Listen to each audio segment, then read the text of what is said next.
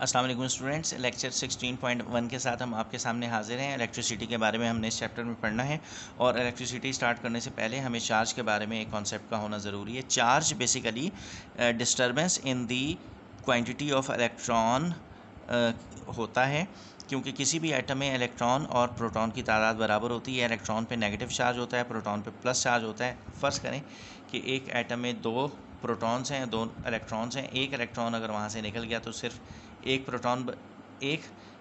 Electron निकल गया तो एक ही इलेक्ट्रॉन बच जाएगा। तो अब एक पॉजिटिव और एक नेगेटिव कैंसिल आउट हो गए, एक पॉजिटिव चार्ज बच जाएगा, तो ओवरऑल उस एटम पे प्लस चार्ज आ जाएगा। अच्छा, अब चार्ज बेसिकली किसे कहते हैं? Charge basically disturbance of the number of electron होता है इन एन एटम। अगर किसी एटम में एक इलेक्ट्रॉन दाखिल करते हैं तो उसमें नेगेटिव चार्ज आ जाता है, और किसी एटम में से अगर एक इलेक्ट्रॉन को निकाल लें तो उस एटम पर पॉजिटिव चार्ज आ जाता है। चार्ज का यूनिट होता है कूलम। अच्छा, ये इस पर जाहिर है कि बहुत कुछ स्टडीज़ आपको क्लास 8-7 में करवा दी जाती हैं, इसलिए मैं इसकी बात फ़िलहाल नहीं करता। ये आपके इल्म में आपको कुछ खुसूसियात का पता है कि सिमिलर चार्जेस एक दूसरे को हमेशा रिपेल करते हैं और अपोजिट चार्जेस हमेशा एक दूसरे को अट्रैक्ट करते हैं।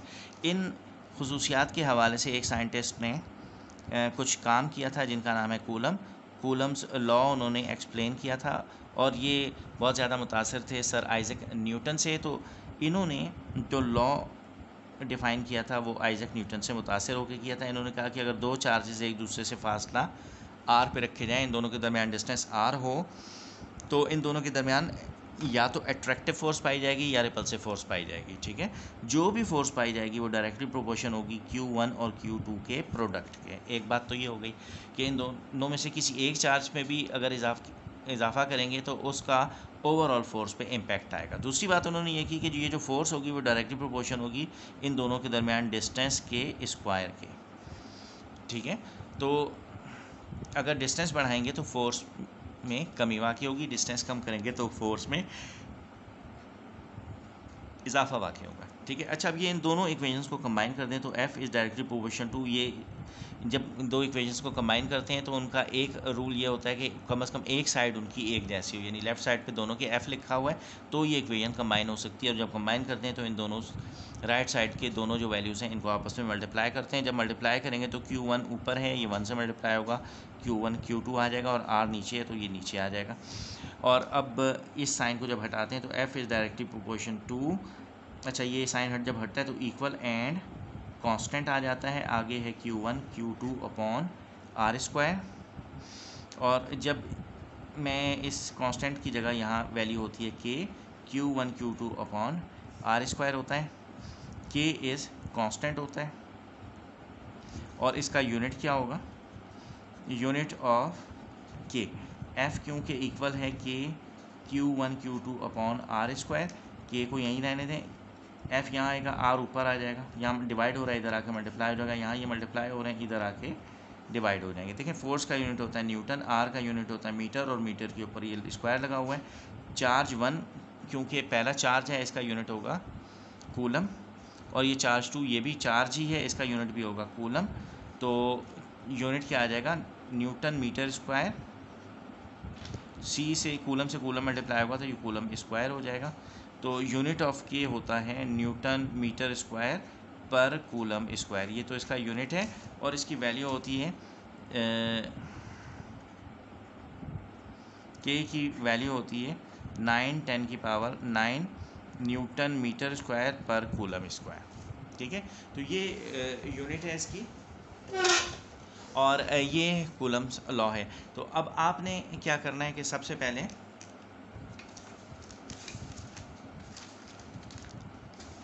आपने ये क्लास 10th के लिए लेक्चर है, तो इसमें आपने क्लास 10 के लिए हमने ये लेक्चर किया 16.1 इसका नाम है। तो सब आपने हेडिंग डालनी है इलेक्ट्रिसिटी, उसके बाद आपने चार्ज की हेडिंग डालनी है, उसके बाद चार्ज की डेफिनेशन लिखनी है कि disturbance in the number of electron in any atom is called charge. When some electron is inserted in an atom it becomes negatively charged, and when an electron is taken away from an atom it becomes positively charged. So there are two types of charges, one is called plus charge and one is called negative charge, ठीक है, minus charge या negative charge. और उसके बाद आप heading डालेंगे properties of charge.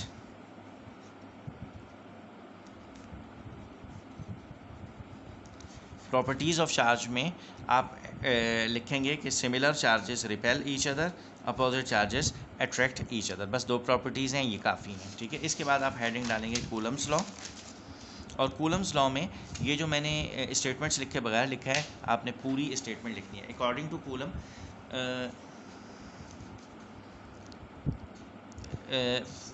attractive or repulsive force exists between two charges. This force is directly proportional to the product of both charges and inversely proportional to the square of distance between them. Mathematically, F is directly proportional to Q1 into Q2 and लिख के force is directly proportional to 1 over r square. By combining equation we get F is directly proportional to Q1 Q2 over r square. और on further solution आप ये sign हटा देंगे, equal and constant लिखेंगे और ये पूरा लिख देंगे. उसके बाद यहाँ के लिखेंगे. के लिखने के बाद यहाँ मेंशन करेंगे कि के इज़ कांस्टेंट है और यूनिट ऑफ के आप डिफाइन करेंगे यहाँ से. पूरी इक्वेशन लिखने के बाद एफ इज इक्वल टू के Q1 Q2 over are square. और उसके बाद आप ये पूरी इसकी यूनिट डिफाइन करेंगे. यूनिट डिफाइन करने के बाद आप इसकी वैल्यू लिखेंगे. के इज़ 9×10⁻⁹ न्यूटन मीटर पर कूलम स्क्वायर. अच्छा, अब यहाँ से ये जो कूलम्स लॉ था, इसके बाद फर्दर इसकी सॉल्यूशन इन्होंने की हुई है. और मैं ये सोचता हूँ कि मैं कूलम्स लॉ को फर्दर डिफ़ाइन करूँ या नहीं, इसलिए कि अब जो स्कीम बनी हुई है पेपर्स की, उसमें हमें बहुत ज़्यादा कुछ सीखने की इतनी ज़रूरत है नहीं. मैं एक नज़र डालूँ कि कूलम लॉ का कोई न्यूमेरिकल भी इन्होंने हमें दिया है या नहीं दिया है. तो अगर इन्होंने बुक में दे रखा है तो वो एग्जांपल आपसे डिस्कस कर लेते हैं और उसके बाद हम आगे चले जाएंगे. ये देखें, ये आपकी बुक है और इसमें बहुत तवील चैप्टर है ये.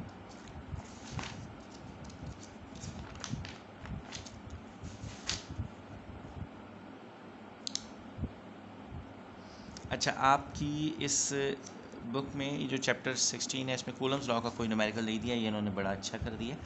और इसमें एक गोल्ड लीफ इलेक्ट्रोस्कोप इन्होंने दे रखा है. मेरे पास करंटली तुम लोगों का सिलेबस मौजूद नहीं है, तो क्लास 10 के स्टूडेंट्स कोई एक मुझसे शेयर कर देना इसका सिलेबस, ठीक है, तो मुझे पता होगा कि कौन सा टॉपिक तुम्हें नहीं करवाना है. तो बहरहाल अब इस वक्त तो मेरे इल्म में नहीं है, लेकिन मैं गोल्ड लीफ इलेक्ट्रोस्कोप डिस्कस कर देता हूँ. गोल्ड लीफ इलेक्ट्रोस्कोप क्या चीज़ है?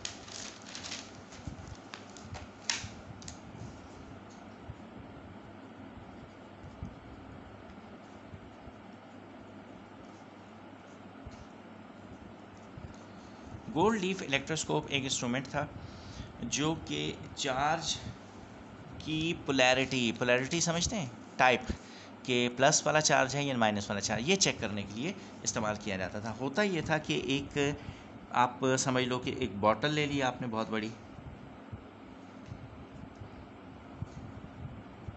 ये फ़र्ज़ कर लो कि एक बॉटल है और इस बॉटल में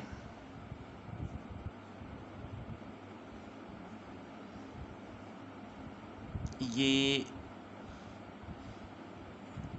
एक रॉड लगा दिया आपने और इस रॉड में ये गोल्ड लीफ लगा दिए, यानी सोने की पत्ती लेके उसे फोल्ड करके यहाँ लगा दिए. अच्छा, अब करना ये है कि आपने सर पे अपने